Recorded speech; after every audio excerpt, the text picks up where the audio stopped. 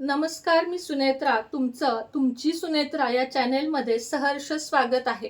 आजच्या व्हिडिओमध्ये आपण देवघरामध्ये शंख असण्याचे महत्त्व बघणार आहोत.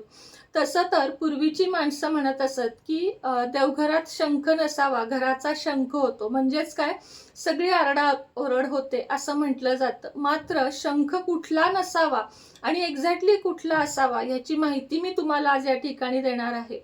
सगळ्यात आधी शंख म्हणजे काय, शंखाचा उपयोग काय हे आपण बघूया.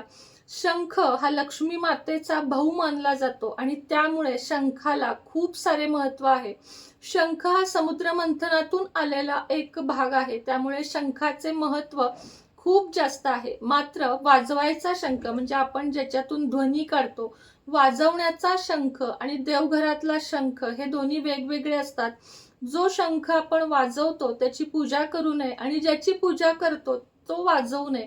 शंख ठेवताना दक्षिणावर्ती शंख म्हणजे या प्रकारचा आहे बघा, असा दक्षिणावर्ती शंख देवघरामध्ये असावा आणि हा ओरिजिनल आहे. याच्यापेक्षा मोठे शंख कधीही देवघरामध्ये ठेवू नयेत. याला दक्षिणावर्ती शंख म्हणतात, ज्याची दक्षिण बाजू नेहमी अशी ओपन असते. आता मी हा असा ठेवला की ह्याची जी उघडी बाजू आहे ना, ही दक्षिणेला तोंड करते. अशा पद्धतीला हा दक्षिणावर्ती शंख आहे. याच्यापेक्षा मोठा शंख कधीही देवघरात नसावा.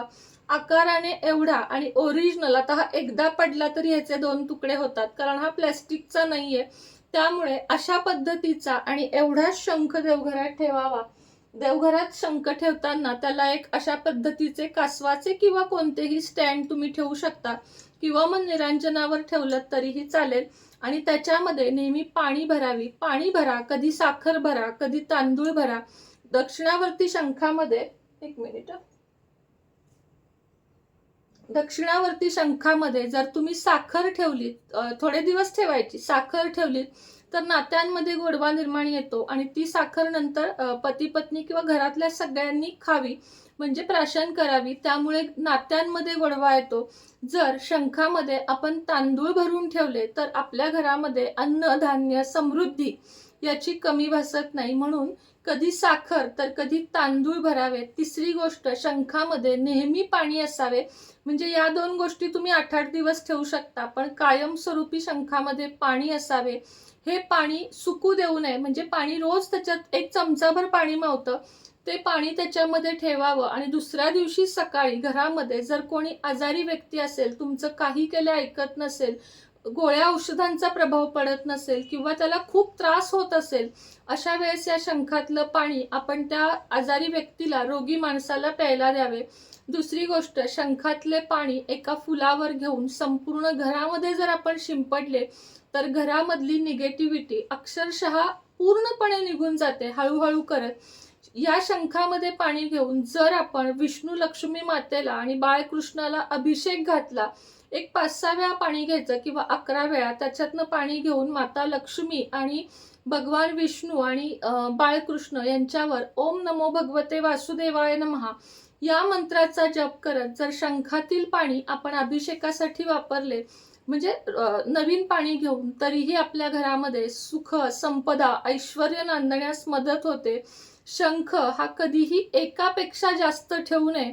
2 शंख घरामध्ये ठेवू नयेत. शंख ठेवताना 8 दिवस तुम्ही जर शंख ठेवलात आणि तुम्हाला जर जाणवलं की आपल्या घरामध्ये खूप वाद होत आहेत, खूप जास्त त्रास होतोय, तर अशा वेळेस आपल्याला शंख धार्जिन नाहीये हे लक्षात घेऊन त्या शंखाचे विधिवत विसर्जन करावे.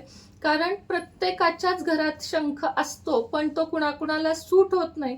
अशा वेळेस तो तांदळाच्या डब्यात ठेवून द्यावा आणि मग बघावे की आपल्या घरात काही बदल होतो का.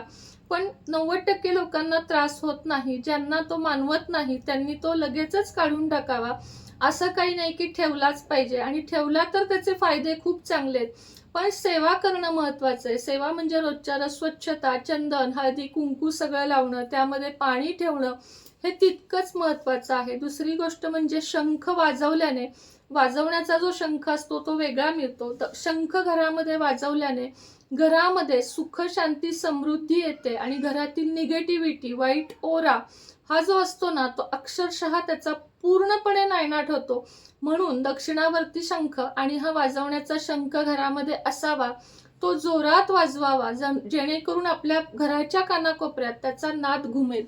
तर चला, तुमची सुनेत्रा हे चॅनेल तुम्हाला कसं वाटलं सांगा. माझे व्हिडिओ तुमच्यापर्यंत पोहोचत होते की नव्हते, इंडियन मॉम सुनेत्राचे, हेही सांगा. आणि इथं जरी कोणी नवीन असाल तरीही आपल्या इंडियन मॉम सुनेत्रा याही चॅनलला सबस्क्राईब करा, कारण तिथे सुद्धा खूप सुंदर सुंदर व्हिडिओ असतात. तर चला, आजच्या व्हिडिओमध्ये इतकंच. पुन्हा भेटूया उद्याच्या नवीन व्हिडिओ सोबत, नवीन विषयासोबत.